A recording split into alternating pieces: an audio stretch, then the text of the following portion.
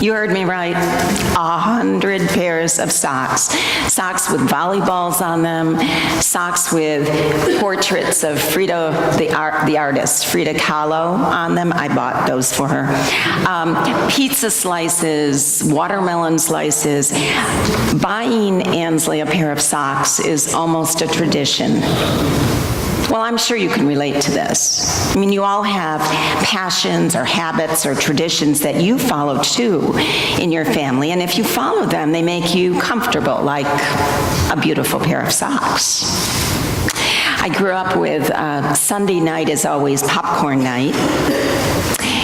Some people grow up with new pajamas on Christmas Eve, and I'm sure you can add to all those traditions.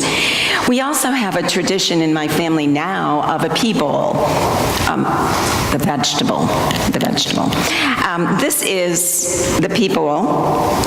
And the tradition is that only peas go in this pea bowl, and it's only used on Thanksgiving, Christmas, and Easter.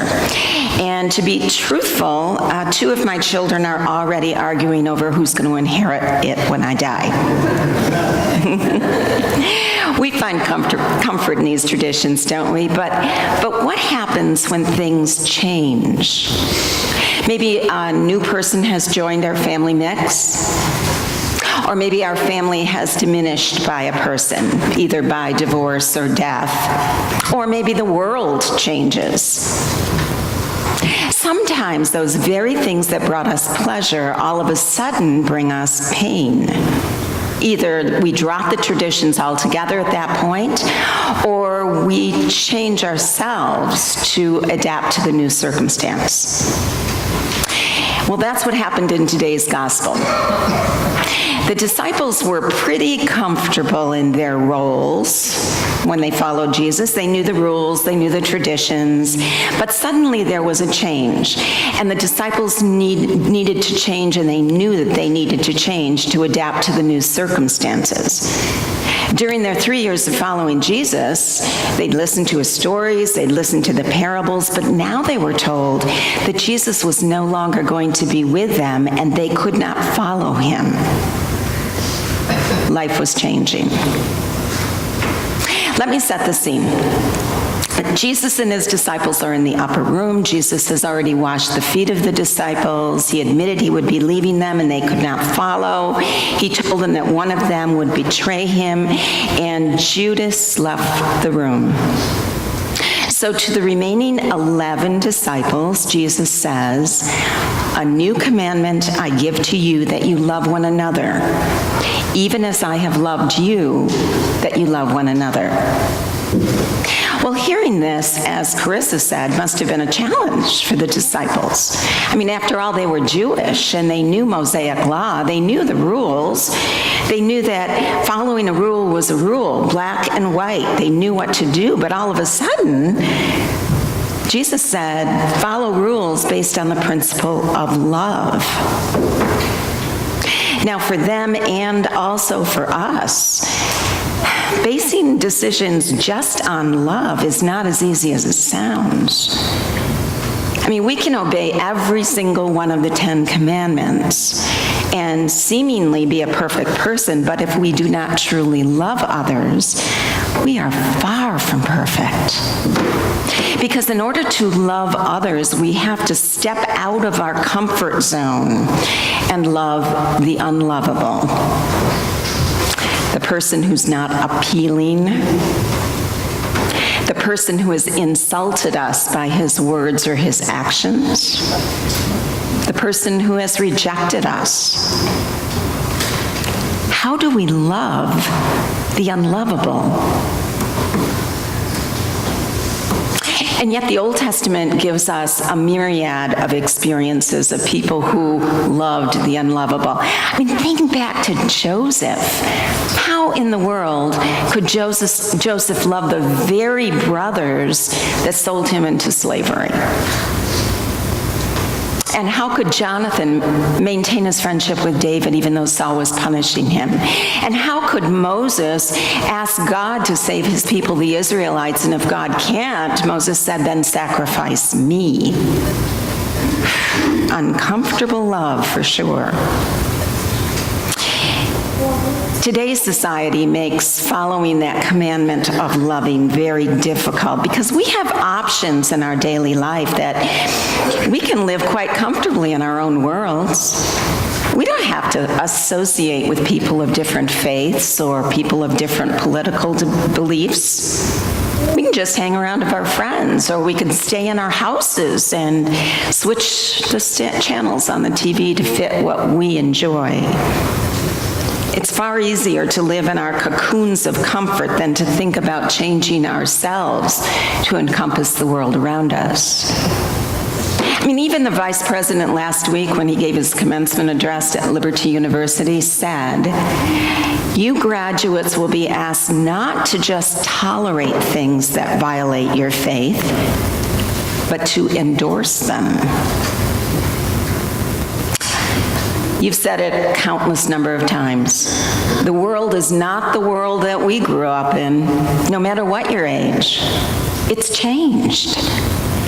So I'd like to address just 3 of the challenges that I think we have in this society.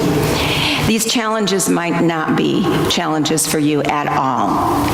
And so please don't be insulted by whatever I say, but for many people they are challenges.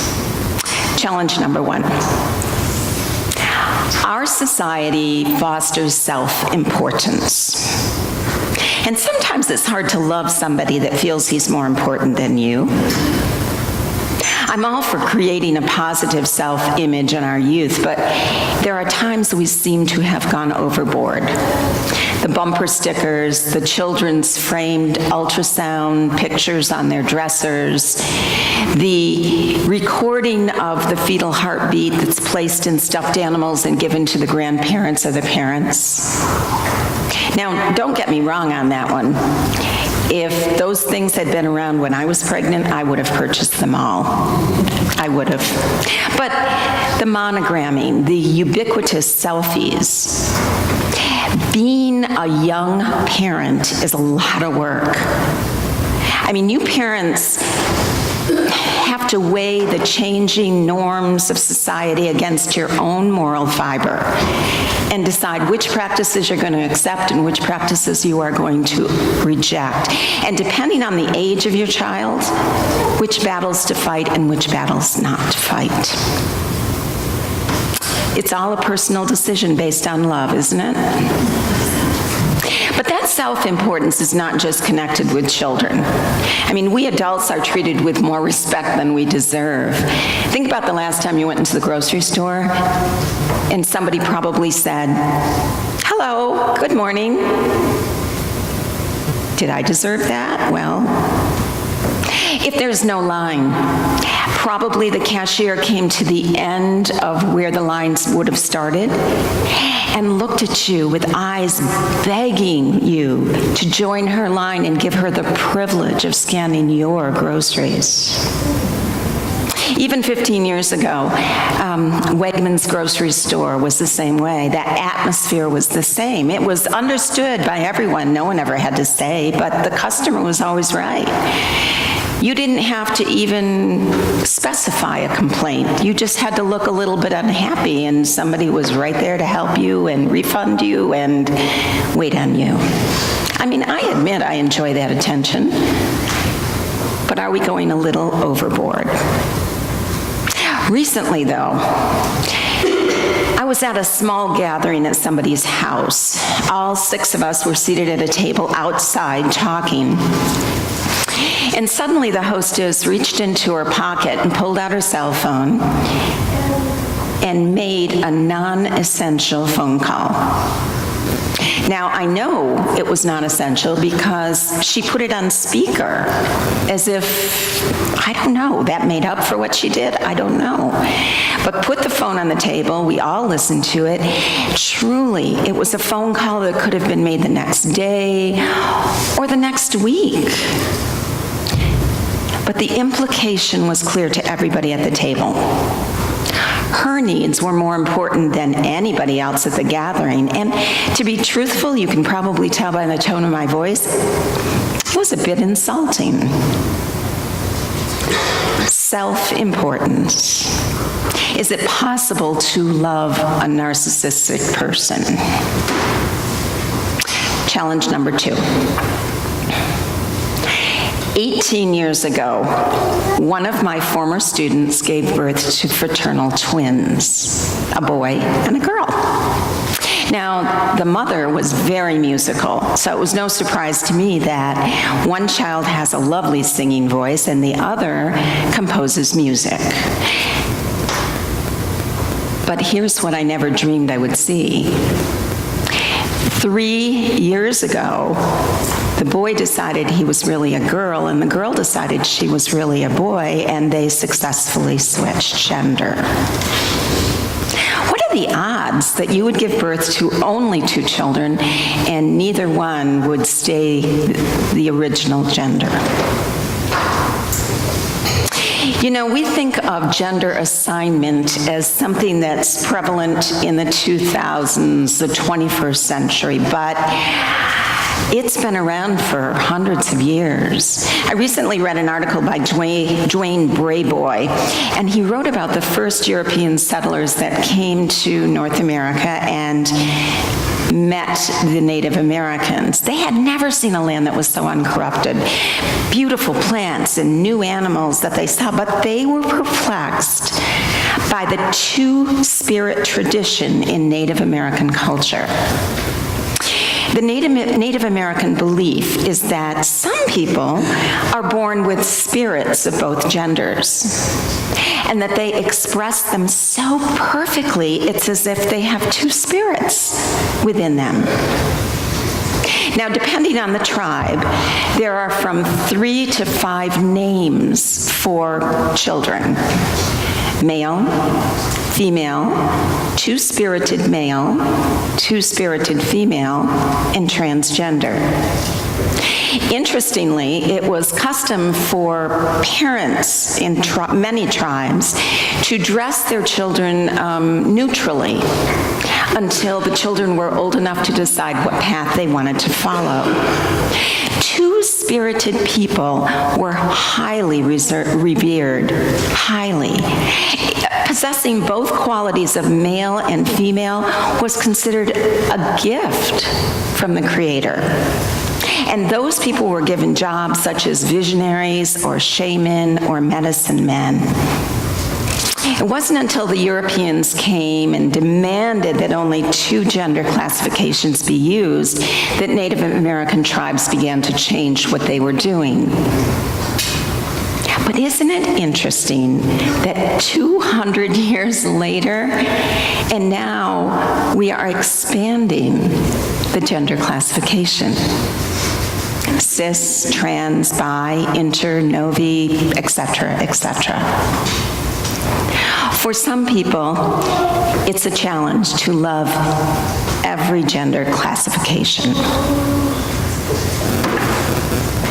Challenge number 3, drugs. A 2017 study showed that 32 million Americans, that's 1 in every 7, struggle with a serious alcohol problem, and that nearly 1/3 of all Americans will exhibit issues of alcohol use disorders at some time in their lives. Now, those statistics are from 2 years ago. Can you imagine what they are now? I mean, we're familiar with heroin addicts in the 70s and cocaine and crack addicts in the 80s and 90s, but now we know what the new problem is. In 2017 only, almost 50,000 Americans died of opioid overdose, and that includes the prescriptive ones, heroin, and fentanyl. The same year, an estimated 1.7 million people in the United States suffered from substance abuse disorders related to the prescription opioids. The Center for Disease Control and Prevention estimates that the economic burden of prescription opioid misuse alone in the United States is $80 million a year. That includes the cost of health care, lost productivity, addiction treatment, and criminal justice problems. Now, I am confident that if I were to administer a survey right now for every person here, every single one of us would admit firsthand experience with such issues. Either our own struggles, our family struggles, or our friends' struggles. So the question remains, how, in a society which exhibits morals and values and practices that might be very different from what we support or practice, how is it possible to love everyone? And yet the Bible gives us clear examples of that uncomfortable love. I mean, think about the scene in the upper room. Jesus knew that Judas would betray him. He knew that the disciples were going to flee the moment he was arrested. He knew that Peter was going to deny him 3 times that night, and yet he even dipped the bread in wine and he offered it to Judas. Uncomfortable love, for sure. And what about Corinthians? Love is patient, love is kind, it does not envy, it does not boast, it is not proud, it is not rude, it is not self-seeking, it is not easily angered, it keeps no record of wrongs.